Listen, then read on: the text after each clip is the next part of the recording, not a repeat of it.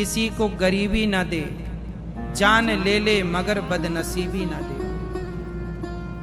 ऐसी गरीबी में हमारे पिताजी मंदिर में एक पुजारी थे।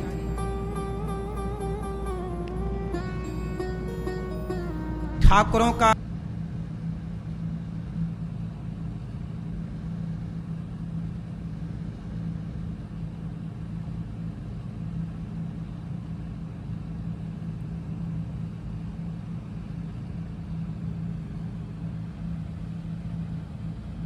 वहां पे जमींदारों का, बड़े बड़े लोगों का मंदिर था। मंदिर बनाया तो उन्होंने पुजारी के रूप में हम लोगों को रखा।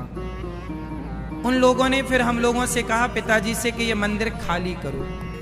सावन का महीना था। पिताजी ने कहा कि अभी हमारा घर नहीं है, आप हमें बरसात तो रहने दो। उन लोगों ने सावन के महीने में घर का सारा सामान फेंक दिया। मुझे याद है हम लोग सारा सामान उठाकर, उस समय गांव में हम लोग मंदिर के पुजारी थे, एक मंदिर की पूजा करते थे, राम जानकी मंदिर था। उस मंदिर के मालिक ने, क्योंकि गांव में अक्सर जो मंदिर होते थे ना वो माल गुजारों के होते थे, जमींदारों के होते थे, तो वो हम लोगों को मतलब पुजारियों को रखते। अब उनका कहना है कि मंदिर खाली करो। भाई मंदिर उनका था तो वो कभी भी खाली करा सकते थे, ये उनका अधिकार था। सही था कि उन्होंने मंदिर खाली कराया, लेकिन उस समय खाली कराया जब सावन था, पानी बरस रहा था। पिताजी ने कहा बारिश के बाद खाली कर देंगे, नहीं माने, सामान डेरा फेंक दिया। तब हमारी माँ और हम सब लोग, पिताजी हम सब दूसरों के घर में जाके रात गुजारते थे। कैसे कैसे दिन गुजरते थे, हम तो छोटे थे, लेकिन उस समय हमारी माँ, हमारे पिताजी किस तरह की स्थितियों से गुजरे हैं हम लोग जानते हैं। घर नहीं था तब पिताजी ने माता के नाम से इंदिरा आवास योजना का पैसा देती थी सरकार, 20,000 रुपए। उसमें 5,000 घूस देनी पड़ती थी, जिसमें 15,000 रुपए मिलते थे। उस 15,000 रुपए में पिताजी ने एक घर बनवाया था। एक 18 बाई 20 का एक प्लॉट है, 18-20 का एक प्लॉट है। पिताजी ने पहले उससे ले रखा था, पर उसमें घर नहीं बना, तो 20,000 रुपए मिले, 15,000, उस 15,000 में घर बनाए और उसमें हम लोग रहे। आप आश्चर्य मानेंगे, उस घर में अभी भी हम लोग रहते हैं। घर वही है, पहले चिनाई मिट्टी की हुई और जैसे तैसे पिताजी ने बनाया, उसी को फिर उसी पे हम लोग, अभी कोरोना काल में भी हम लोग उसी गांव में उसी घर पे रहे। अभी कोरोना काल में भी अभी भी हमारे बड़े भैया वहीं पे रहते हैं। ये वो घर है, आप टीवी पे देख सकते हैं,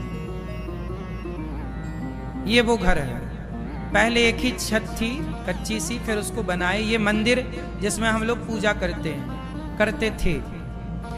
ये हमारा गांव है, जिस गांव में हम लोग, हमारा जन्म हुआ, हम पले बढ़े। ये हमारे गांव में एक तालाब है, जिस तालाब में हम लोग नहाते थे, और ये घर के ठीक सामने था। ये वही घर है जिस घर में हम लोग बचपन में रहे। बाद में इस घर को खाली, ये वो मंदिर है, आप देखिए टीवी पर, ये राम जानकी मंदिर है ना, हम इस मंदिर में रहा करते थे। तो अब तो हम लोग इस मंदिर में जाते हैं, ये मंदिर है। इस मंदिर में हम लोगों का बचपन गुजरा, यहीं रहे।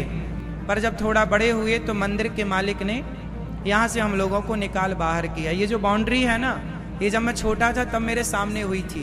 ये जो राम जानकी मंदिर लिखा है ना उसमें, ये मेरे सामने ही लिखा गया था। इस बात को अब 20 साल हो रहे हैं, 20 साल। अब तो ये मंदिर भी अलग तरीके से हो गया, हमारे टाइम पे अलग तरीके से था। ये मंदिर, ये वही दरवाजे हैं, ये वही मंदिर है जिसमें हम लोग पूजा करते थे।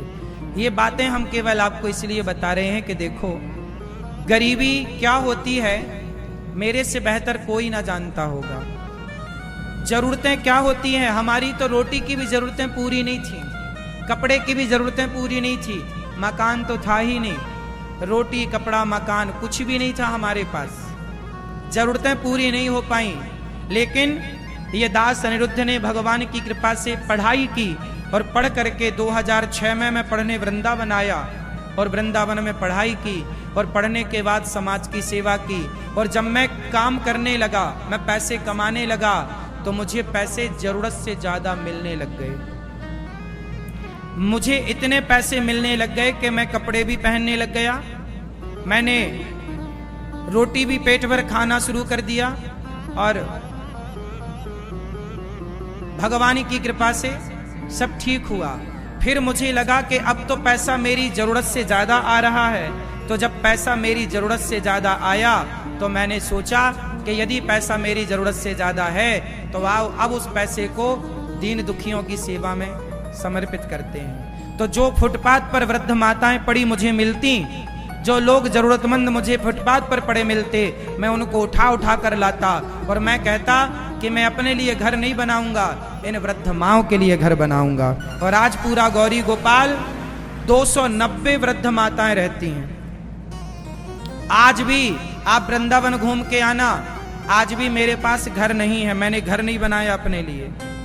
आज भी मेरे पास कोई घर नहीं है। जो वृद्ध माताएं जहां रहती हैं उन माओं की तरह एक कमरे में ये दास अनिरुद्ध भी रहता है।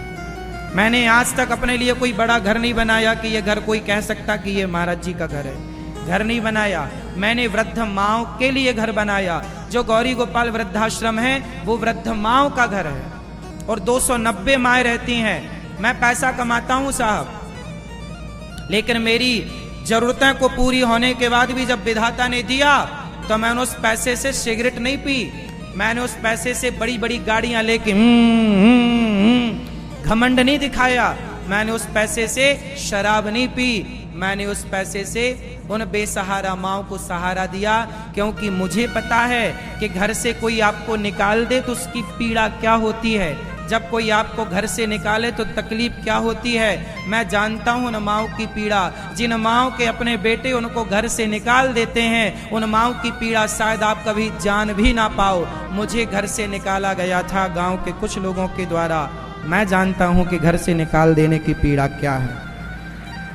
शायद भगवान ने मेरे जीवन में जो इतना संकट, इतना कष्ट, इतना दुख भेजा था ना, शायद वो मेरी पढ़ाई थी कि बेटा पहले तू सब जान ले कि कष्ट क्या होता है, गरीबी क्या होता है, तकलीफ क्या होती है।